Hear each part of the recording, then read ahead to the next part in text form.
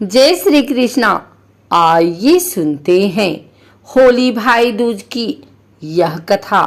धार्मिक ग्रंथों की माने तो भाई दूज वाले दिन यमराज अपनी बहन यमुना के घर जाते हैं। उन्होंने यमुना को वचन दिया था कि भाई दूज के दिन जो भी भाई अपनी बहन के घर जाकर तिलक लगवाकर भोजन ग्रहण करेगा उसे नरक की यातनाओं से मुक्ति मिलेगी। वर्ष चैत्र मास की द्वितीया तिथि को होली भाई दूज का पर्व मनाया जाता है। यह भाई बहन के अटूट प्रेम और अनन्य सौहार्द का प्रतीक है। इस दिन बहन अपने भाइयों को तिलक कर उन्हें सुखद एवं निरोगी जीवन की कामना करती हैं। वहीं भाई अपनी बहन की रक्षा का संकल्प लेता है और उपहार भेंट करता है। धार्मिक ग्रंथों की माने तो भाई दूज वाले दिन यमराज अपनी बहन यमुना के घर जाते हैं।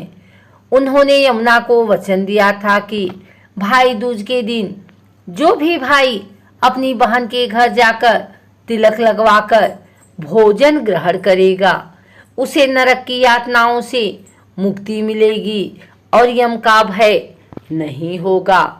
मान्यता है कि इस दिन विघ्नहर्ता भगवान गणेश की पूजा अर्चना के बाद यमदेव की पूजा करनी चाहिए तथा व्रत कथा का पाठ करना चाहिए। बिना व्रत कथा का पाठ और आरती किए होली भाई दूज की पूजा संपूर्ण नहीं मानी जाती। ऐसे में आप होली भाई दूज की कथा सुन सकते हैं। आइए सुनते हैं होली भाई दूज की यह कथा। होली भाई दूज को लेकर एक कथा काफी प्रचलित है। एक नगर में एक बुढ़िया रहती थी। बुढ़िया के दो बच्चे, एक बेटा और एक बेटी थी। बेटी की शादी हो चुकी थी। एक बार होली के बाद बेटे के मन में अचानक अपनी बहन से मिलने का ख्याल आया और उसने अपनी माँ से बहन के यहाँ जाकर तिलक कराने का आग्रह किया। बेटे के लगातार आग्रह करने पर माँ ने उसे अपनी बहन के यहाँ जाने की इजाज़त दे दी। घर से निकलने के बाद रास्ते में एक नदी उसे मिली।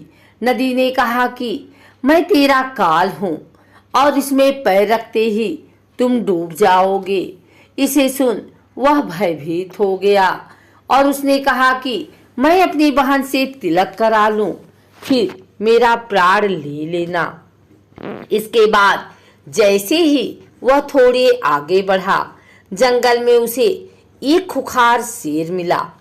उसने शेर से भी यही कहा। कुछ दूर चलने के बाद एक सांप ने उसके पैर को जकड़ लिया।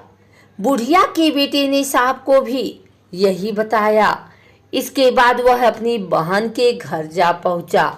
बहन ने भाई को देखते ही उसे अपने गले लगा लिया और तिलक लगाने के बाद बैठाकर भोजन करवाया।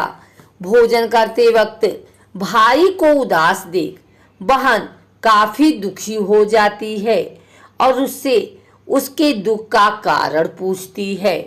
यह सब जानने के बाद बहन भाई के साथ चलने के लिए तैयार हो गया। वह एक तालाब के पास जाती है जहां उसे एक बुढ़िया मिलती है। बहन काफी चिंतित होकर बुढ़िया को अपनी परेशानी बताती है। इसे सुन बुढ़िया कहती है कि यह सब तेरे पिछले जन्मों का कर्म है जो तुम्हारे भाई को भुगतना पड़ रहा है। यदि तुम अपने भाई को बचाना चाहती हो तो उस पर आने वाले हर विपदा को टाल सकती हो। बुढ़िया की बात सुन बहन भाई के साथ घर जाने के लिए तैयार हो गई। वह शेर के लिए मांस, सांप के लिए दूध और नदी के लिए ओढ़नी लेकर चल देती है। रास्ते में उसे शेर मिलता है। शेर को देखते ही वह उसके सामने मांस डाल देती। फिर कुछ दूर चलते ही सांप उसे देखकर फुफकार रहा होता है वह उसके सामने दूध रख देती है। वहीं लड़के को देख नदी की लहरें तेज हो जाती है। वह उसे ओढ़नी से ढक लेती है। इस प्रकार बहन अपने भाई के ऊपर आने वाली हर विपदा को टाल देती है। इस दिन से प्रत्येक वर्ष चैत्र मास की द्वितीया तिथि यानी होली के अगले दिन भाई दूज का पर्व मनाया जाता है।